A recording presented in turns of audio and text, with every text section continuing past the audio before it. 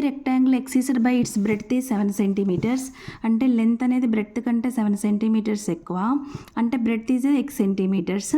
If the length decreased by 4 centimetres and breadth is breadth అనేది increased by 3 centimetres.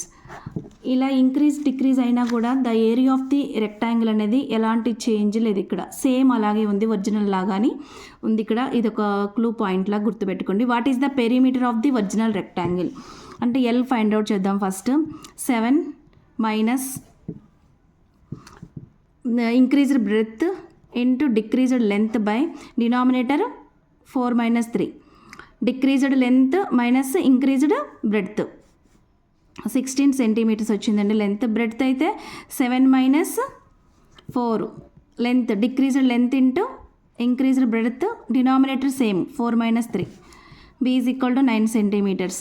Perimeter అంటే 2 into L plus B, rectangle perimeter 2 into 16 plus 9 25, 25 2 జా 50 centimetres.